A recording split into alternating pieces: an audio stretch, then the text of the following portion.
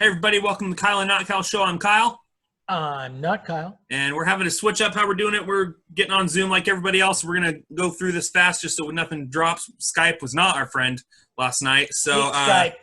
Boo, Skype. We spent like 30 minutes trying to get it to go, and it would not. So we switched over here. So this episode, we're going to be doing a little bit of a recap of free agency. We're going to be giving our what we think were some of the biggest moves or signings that happened. And then I'm going to preview my mock draft that I do. I've been working on it.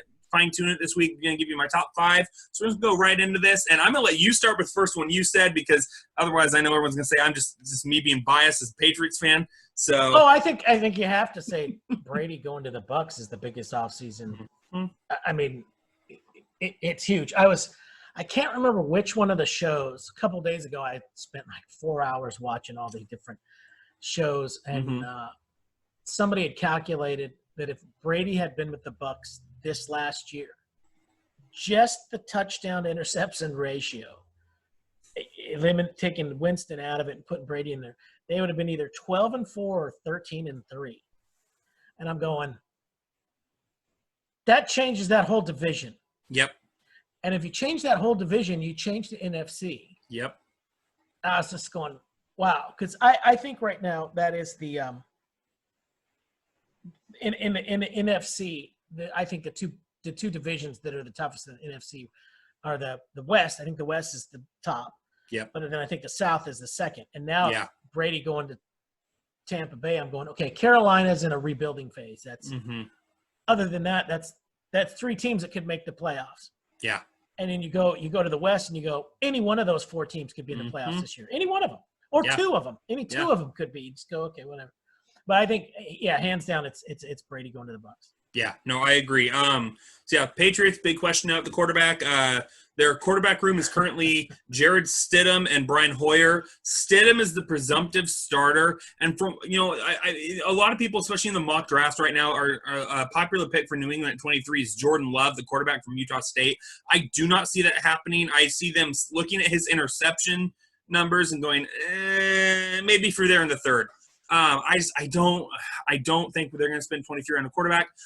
The team likes Stidham. That's what everything they've been saying. Everything I've been hearing from like Mike Reese, Tom Curran, Jeff Howe. They go 0-4 is going to be a revolt.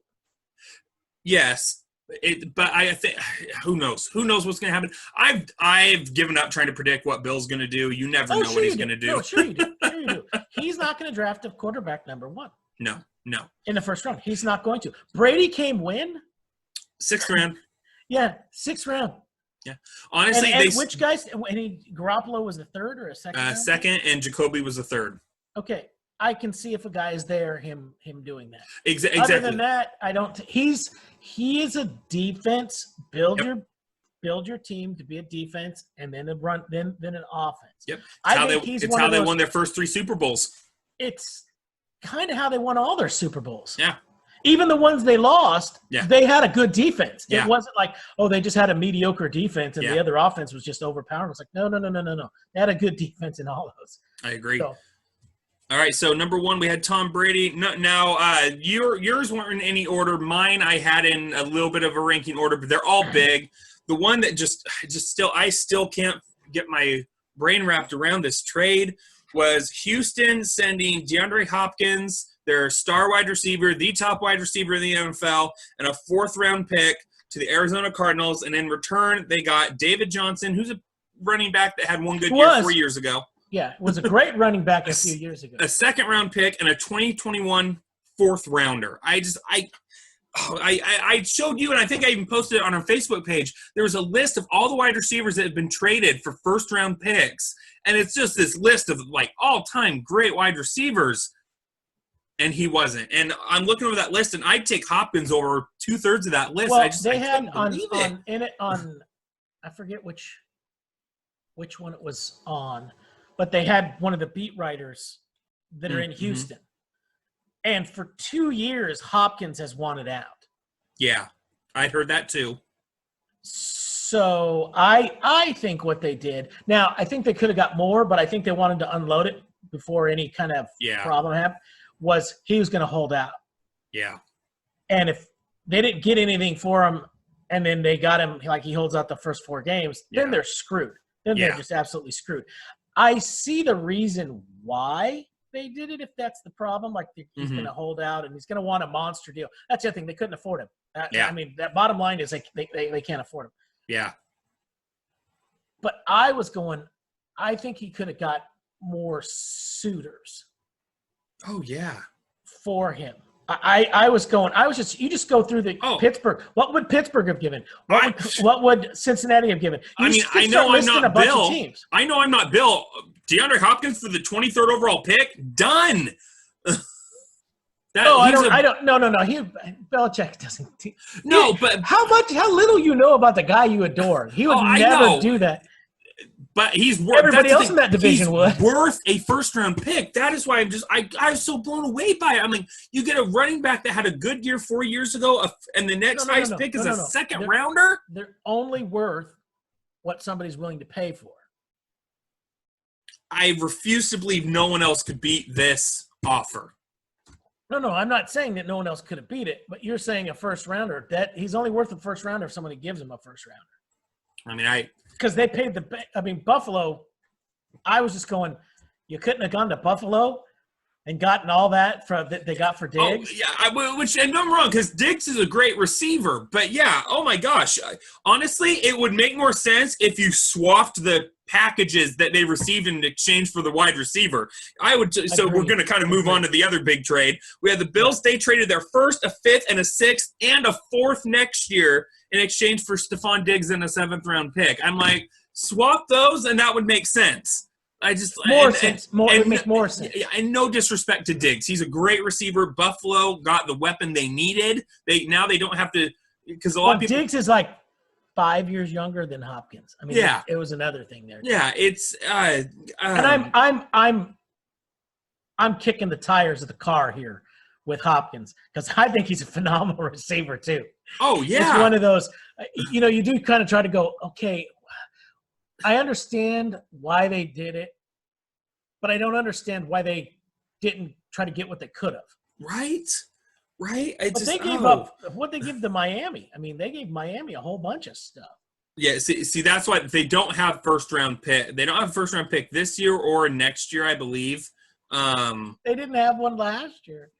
I'm sorry. Then it was last year and this year. Watson was the last first-round pick they had. I'm sorry. It was last year and this year that they gave up their first rounds for. But yeah, so Bills, I really like this move by the Bills. They get the wide receiver help they desperately need, and he's a playmaker. And now if they're just if they want to, they can pull the trigger on a wide receiver in the first round if Judy, Ruggs, or Mims are still there.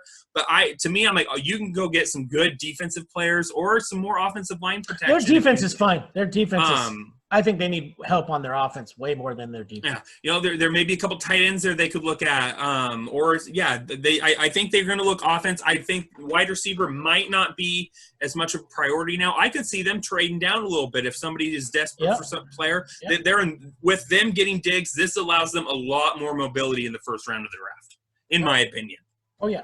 And then it's really funny. Before we started recording, we were kind of tossing back what moves we thought were the biggest ones, and our first four were all the same. We have the Dolphins signed former Cowboys cornerback Byron Jones to a 5-year deal for $82.5 million. The Dolphins now have the 2 highest-paid cornerbacks in the NFL. They're pairing him with arguably the best corner tandem in the NFL. On paper, yeah. Because you got the 2 for Baltimore, and then you got the 2 for New England. I would say are the top 2 right now. You have to plug those 2 guys in. I mean, you just have to. Yeah. You have to go Xavier Howard and Byron Jones. Well, you got to get them in there. Yeah, this is a great. I know. There's a lot of money tied up into 2 players because you got. Byron Jones is a 5-year, $82.5 million deal, and Xavier Howard has a 5-year, $76.5 million deal. But they got the they got the money for it, though. Exactly. The one thing, and I do kind of think this may have been a little bit of insurance, just because we don't know what's going on exactly with Xavier Howard's upcoming trial. I think it was, I can't remember what it was. I don't think it was drugs. It was. I know he got arrested for something. It may have been battery.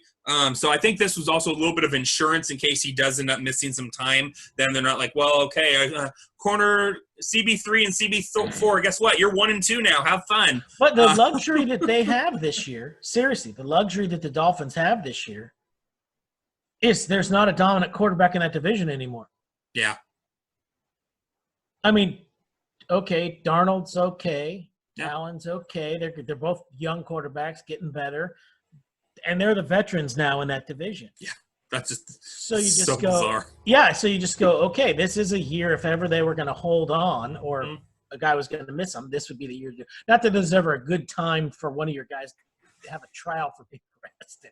Yeah. But yeah. This is a good time for it. So. Yeah. And then we both had one that on our fifth ones were a little different, but both concerned defensive line. Mine was the San Francisco 49ers, that great defensive line. They weren't going to be able to keep them all.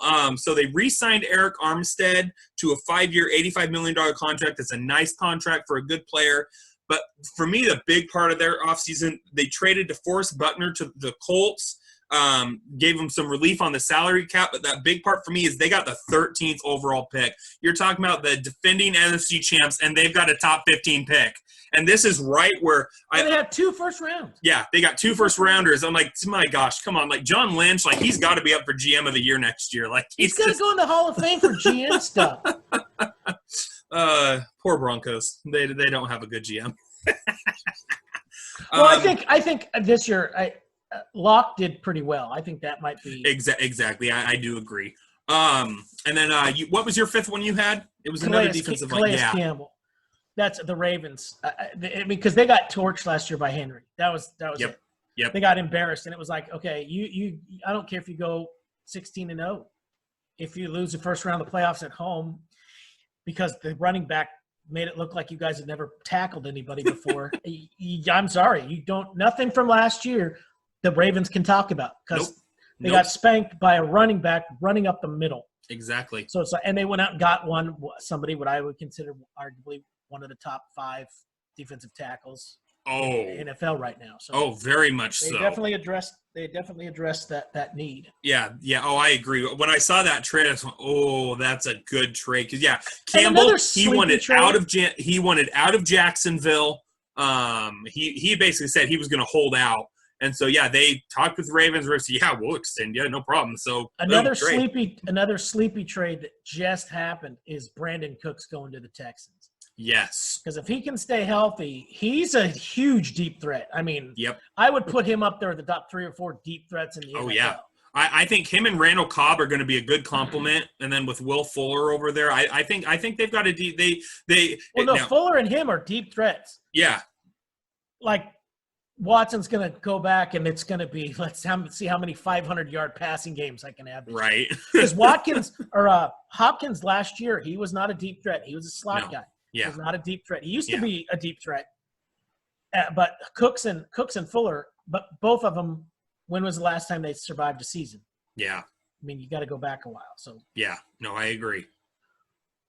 All right, so those are our biggest takeaways from free agents signing. Feel free to drop a comment.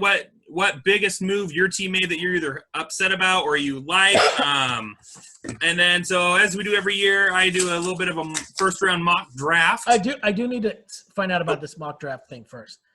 Mm-hmm. Okay, so I've heard from more than one of the pundits that this Joe Burrow guy is up there like an Andrew Luck, Patrick Mahomes type, walk in the room and we're going to get some wins and some yards. Is that accurate? Yes. Because I've never seen the guy play ever. All I know is I've heard about Herbert and Tua, and basically that's all the conversation I've heard, and it's because that's the only competition.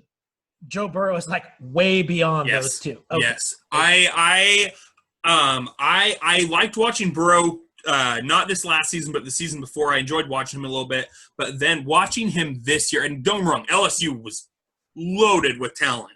But it was just on the biggest stages, he never, choked. Like, the title game, LSU got off to a little bit of a slow start, but that was because Clemson was throwing him some different looks and stuff. But he shrugged it off, came back, and by the second quarter, it was just starting to turn into a blowout, if I remember right. No, well, I just haven't heard. I mean, I have to really sit there and think. Usually, there's 3 or 4 guys that they're talking about, and there's 2 guys that are kind of up, but they're always being talked about. This was like Joe Burrow, and then the other 2 guys. So I was just wondering if that's because Andrew Luck made an instant impact the moment he walked on the field. Yes, and so did Mahomes. It was like, okay, both of these guys made an instant impact. Yeah.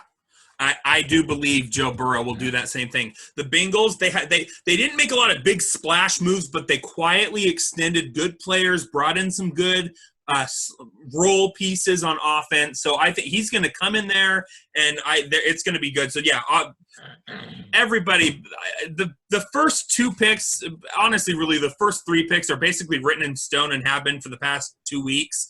I don't know. Baker Mayfield was never supposed to go number 1. Yeah, that was. I needed a lighter that year after pick number 1. No, so what I think is going to happen is the Cincinnati Bengals get number 1, Joe Burrow, quarterback out of LSU. If I'm the Bengals, so you do have to. I'm torn because if someone says, "Hey, I'm going to give you 3 first-rounders." Second rounder and a 4th rounder. Yeah, but who's going to do that? Exactly. Unless a team like the Dolphins that has 3 first-round picks. Houston, for no reason whatsoever. We're going to give you the first-round picks that we actually have for like the next 10 years. We want number 1. But no, I could if the Dolphins are hesitating over Tua or Herbert because this whole with the coronavirus, no one's been able to have players in.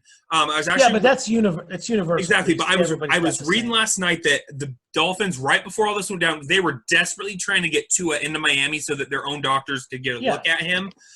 If they're like, you know what, I don't want to take a chance with either of these, I'm calling saying, hey, we'll give you our top 2 first-rounders this year, making a big package of picks. If Burrow is worth it, to me, he is. Yeah, he is. Well, he would have to be worth. They'd have to go 10-6 the first year for that. Yeah. No, I love watching his release. His arm isn't the strongest, but his ability and decision making more than make up for it. He doesn't throw a lot of picks. He doesn't make poor decisions a lot. He has legs, but he isn't looking to run. And that's the type of quarterback I prefer. Like the Russell Wilson, I'll run to throw the ball, or I'll run just get the first down side. I'm not going to go for the home run play and get my head chopped off, or Andrew. Well, when Jimmy Garoppolo and go for an extra 2 feet. Comparisons were Luck and Mahomes. Yeah, I was like, okay. Yeah, because Mahomes will run if he needs to. He doesn't. Exactly. I like the quarterbacks too that go, I'd rather pass for 500 than like Lamar Jackson. I'm going to pass for 200 and run for 100. Those ones drive me nuts. I'm always going, he's going to get killed. He's going to get killed. So second has pretty much been set in stone as well. The Washington Redskins went 3-13 last year. That defensive line that has a lot of good players on it, they were dead last in the league on third down. That has to change. And, hey, how do you change that? Get the best player in the draft this year, Chase Young. He's an edge rusher out of Ohio State University. Ron Rivera's a defensive guy anyway. Exactly. And Young looks exactly like he's going to follow the example of the Bosa brothers and just wreak havoc the minute he enters the NFL stage. Now, this isn't necessary. It's not a need. He's big, but he's not as big as the Bosa boys. No, but his explosiveness Those guys are huge. No, but he's big too. Yeah. Like I said, this isn't necessarily a need pick after that because they took Montez Sweat in the first round last year. Yeah. But this gives Young gives Rivera an opportunity to just start over in Washington with a dynamic front seven. This anchor. Well, that's who he's going to be linked with. Pass rushing. This is who he's going to be linked with. Exactly. Now, if they're not sold on him and there's another player they prefer, hey, you want the number 2 pick? Give me 2 first minimum. And if that doesn't make the phone ring, see ya. We're going to get the best prospect in the draft. I don't think that's going to happen. I think Rivera, like you said, defensive guy, he's going to see Chase Young. He's just go, okay, I have a chance to get the number 1 prospect and the number 1 defensive player in this draft class at number 2. I'm taking it. I think you're right.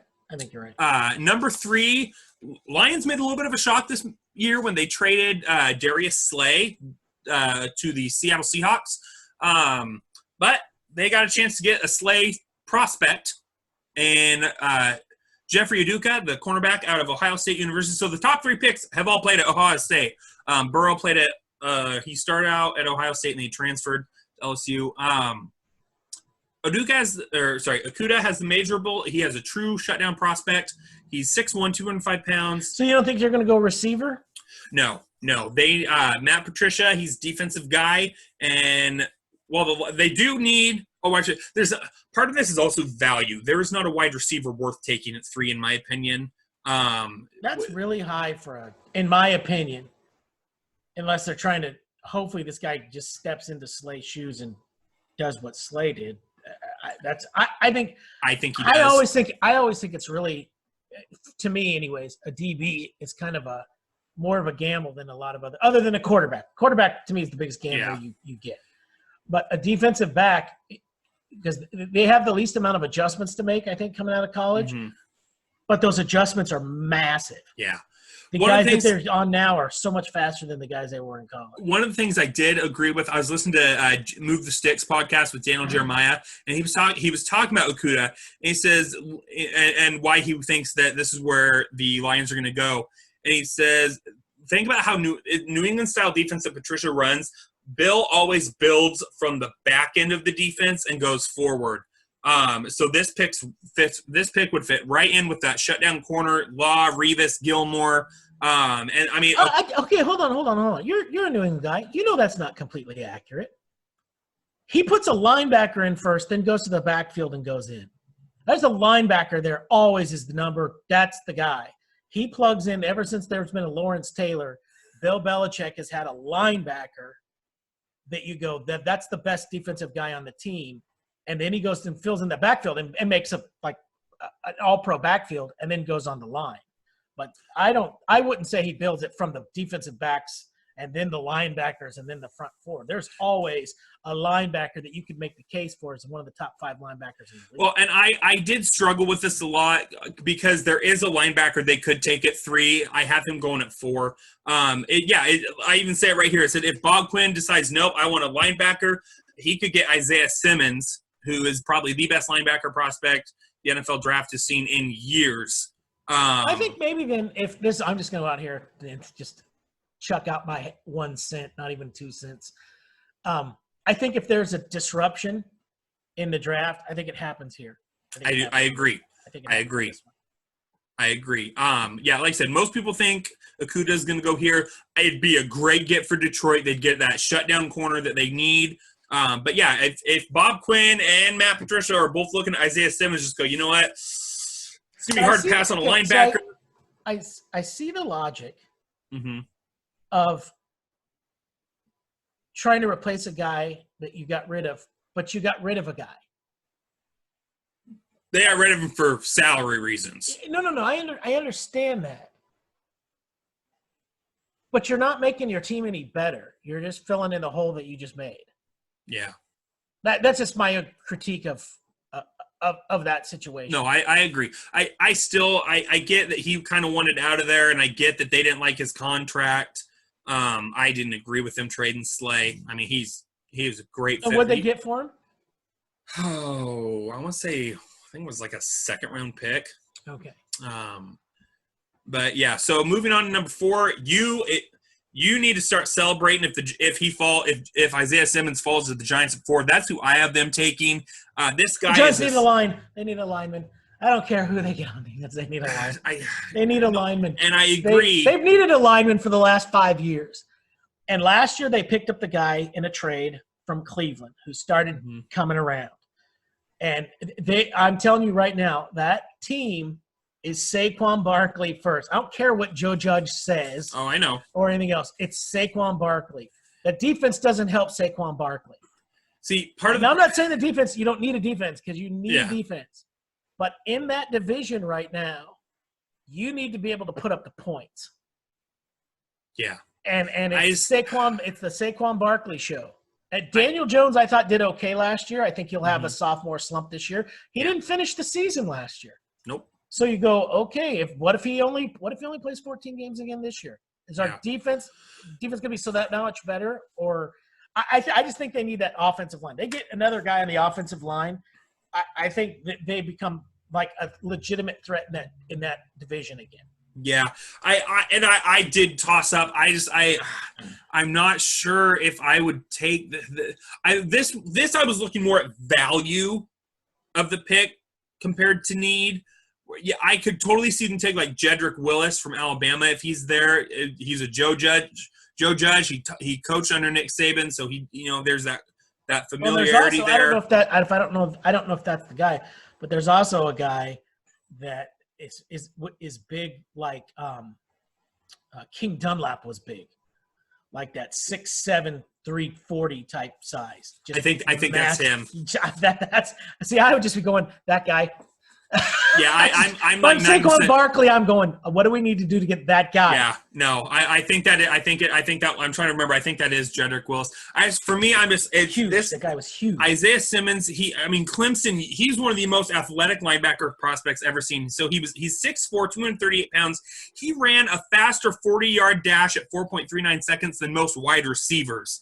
Clemson used him all over the field. They played him at safety, linebacker, edge rusher, nickel linebacker, and they even put him in some man coverage at cornerback against LSU. Well, I've heard him be some of the pundits say that he's a Cam Chancellor type guy. Yes. And I was going, okay, that's pretty high praise. Yeah, I 100% agree with that statement.